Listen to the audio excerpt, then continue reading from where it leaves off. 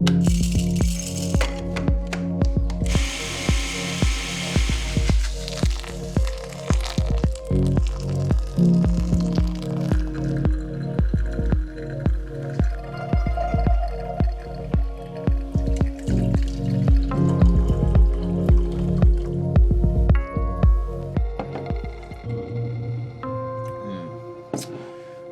to the Q&A. Wow, it's really been a minute since we last did a Q&A here on the channel. It's been all kinds of weird and messy and busy on my side. And so I thought, you know what, let's just get into a Q&A here and then we can sort of, have the chats. I mean, I missed all of you so damn much.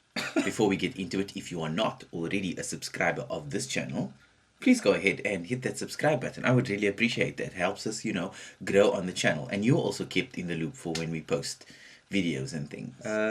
Subscribe. First question. How are you doing these days? Where have you been? Yeah, so I recently sort of like quit formal employment. I quit my job. And so now I'm a freelancer. And it turns out that, running your own company is a lot of work. It's actually been really, really great to have the flexibility to, have like different clients and work on different types of work, which is also like keeps things fresh and interesting. And I'm still sort of in the activism space, very, very much involved there. And I'm still working for HRT in a sort of consultancy capacity. And so I've also been doing work with like other gigs. So like filming live events and doing sort of social media posts for people. And so it's been really, really dope. And that has like kept me busy. Like, wow. I think at the time of filming this video, I've been working for about 16 straight days, maybe. So yes, I've been incredibly busy, but also like really, really good. It's like good for the soul. You know what I mean? Like when you know you've like made the right move. Like I feel like that now, which is great. When are you making curry?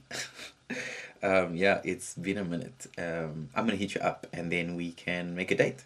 Away. How should I explore myself about my gender transition?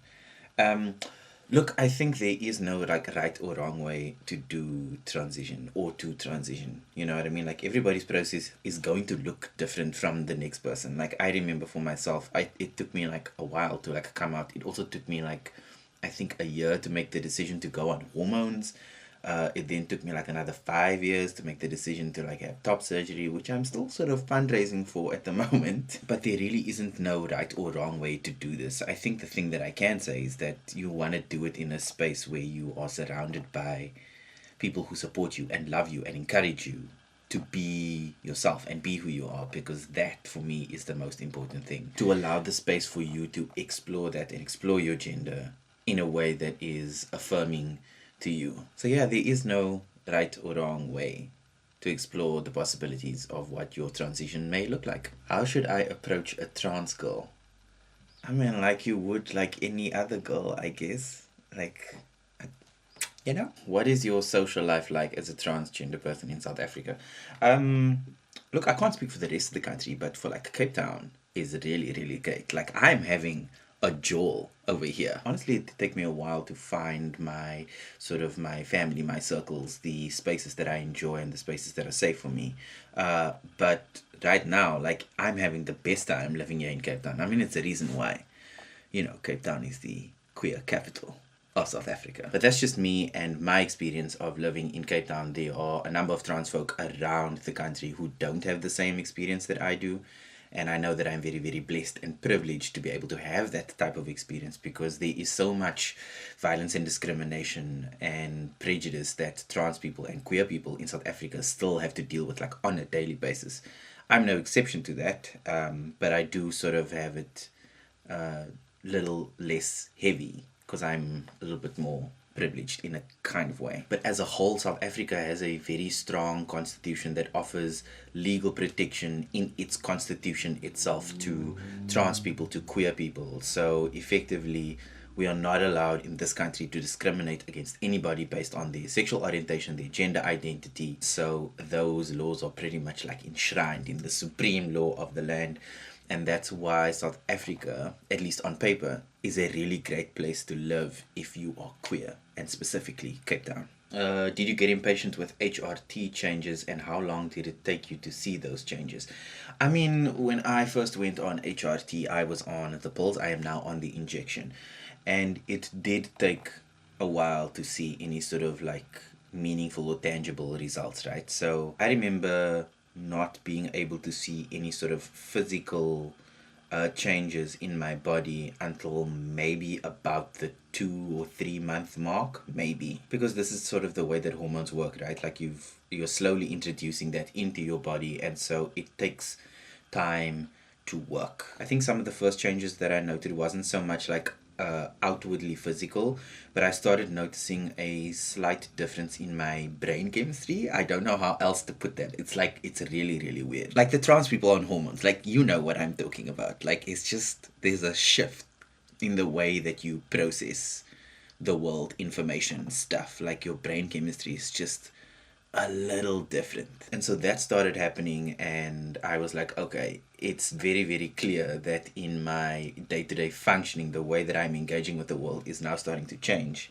which was something that I didn't quite expect. And only about 3 months ish did I start seeing like feminizing effects from the hormones that I was on. Like I was like really, really happy. It took a while. Like I'm not gonna lie. Like 3 months is a long time to wait to consistently take your medication and then wait and wait and wait. And you get like really, really impatient because you want the things to happen like now, you know? And I get that it's tough.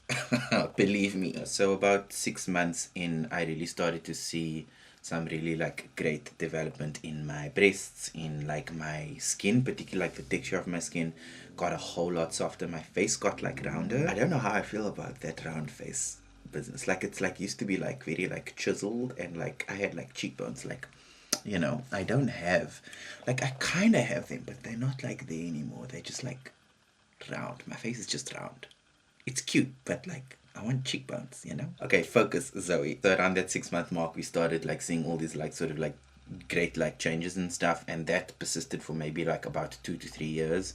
And then there was sort of this plateau, right? And so as we were going along, we were steadily increasing the dosage that I was on to sort of bring my levels like in alignment of like what the standard, I guess, cis female levels would be, which is also just like this weird thing. But anyway, and then when I was about 3 to 4 years on hormones, I then switched from the pills to the injections. And when I did that, it sort of like kick-started my my growth again. And then I really got like my boobs like really, really filled out, like quite a bit. I mean, sort of reading a little bit into your question, you have to really be patient with these things. Like your sort of physical manifestations of taking the hormones over a period of time isn't measured in days or weeks or even months. It's like it's a year's process, right? You'll start seeing these results very, very slowly and very, very in like small increments. And so just be patient with yourself, and I promise you the changes will come. How do you navigate relationships with parents and family who don't want to understand? The truth is that I don't. There is only so much that I can do in terms of trying to get somebody to like come on board, if that makes sense. You know what I mean? To educate, to provide them with the contextual information that they need in order to go like, oh, okay, it's actually not this really, really scary thing that I think it is in my head. And so family and friends become a sort of difficult thing because you're close to them and you love them and you have like you have connection, and that's sometimes a very difficult thing to let go of. But for me, after I have tried for a period of time to let the person sort of come into a space of understanding, if they are not wanting to do that, I can't force them to do that, and as a result, like, there is no reason for me to be around you then. As difficult as it might be, it is sometimes healthier to not be around family and friends who don't support you as a person. It's like being in a friendship with somebody who like just like doesn't like you. Like, why would you be friends with them? And so the same concept applies to like your parents and your family. If they are not supportive of you as a person, then there shouldn't be this obligation to be around them. and to, I guess, fulfill their needs and their expectations around how you are supposed to behave and supposed to be. And I get that the situation is sometimes complicated by a number of things. So, for example, if you're financially dependent on your parents or a family member, if you live with them, if you have to occupy space with them, and particularly for children, for minors who are living with parents who are being difficult, living with parents who are being problematic. Like, there are no easy answers to those situations because everything is complicated and contextual. And so the best thing I can say is that you need to do what is best for you in the circumstances that you find yourself in. And that might look different for different people, right? So if you are in a situation where you are unfortunately stuck with family members who may be a problem, maybe you want to stick it out for, let's say, 6 months, and in that time maybe try and find a sort of income that you can save to move out or move in with a friend. And so again, every decision that you make needs to be for your best interests. At the end of the day, your well-being should be the most important thing to you personally. And so you need to do what is right for you in the context that you're finding yourself. So please look after yourself. Yeah. Do you share any content that's like kid-friendly, trans kid-friendly, or for parents who are raising a trans kid? Like, I don't make content like specifically for children necessarily or for trans kids, but a lot of the content that I have posted here on the channel is sort of educational in a particular way. There is a playlist that I will link to this video at the end of it and also in the description of this video, and you can go through that playlist, and it sort of has a curation of resources and sort of informational videos around my experience about being trans in South Africa, and so also a sort of, I guess, gentle thing around what trans rights in South Africa look like and how to navigate being a trans person in this context. So yeah, go ahead and check that playlist out. I will put it in the link of this video in the description and at the end of this video. Again, wow, words. Because you share so much about your life on the socials, how do you set healthy boundaries for yourself? Like, the thing about like boundaries, right, is that they're sort of different for different people. I have found that the more open and transparent I am about the things that I do in my life, the less boundaries I have to set up, like in terms of like public engagement, right? And so obviously there are things in my life that I don't like share publicly, like really, really intimate things.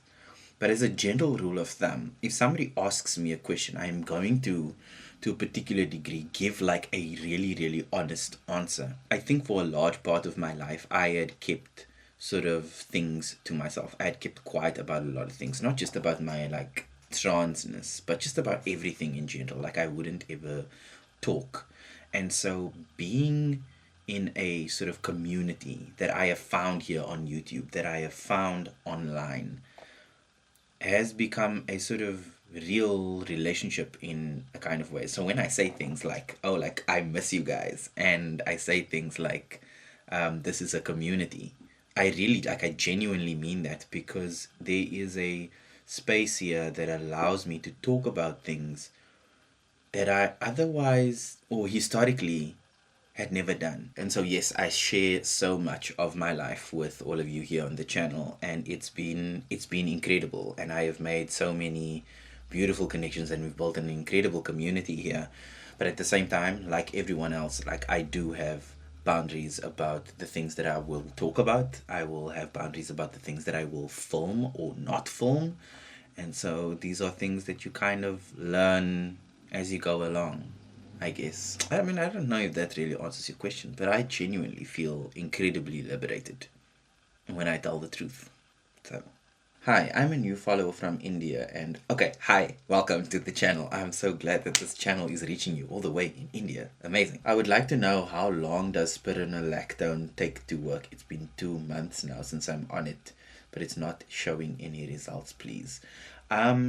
As far as I know, Spiro is a testosterone or androgen blocker, so it isn't a hormone. Like, it's not like estrogen, it's not testosterone, it's a blocker.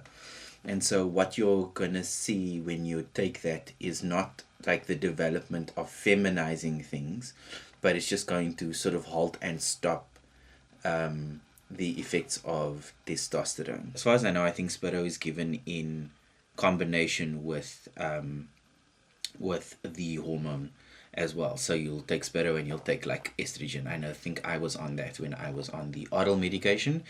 And so what you need to do if you're wanting to feminize yourself, you need to take both the blocker and then the feminizing hormone as well, like in conjunction with one another. Again, I say this all the time on the channel. I'm not like a medical professional. A lot of the things that I talk about on here are things from my own experience, and they are things that I have read about and things that I've had in conversation, in consultation with my doctor, Anastasia Thompson, who has been incredible to me and to this channel, who she did like all the interviews for me, and I am really, really grateful for that. But I myself am not a medical professional at all.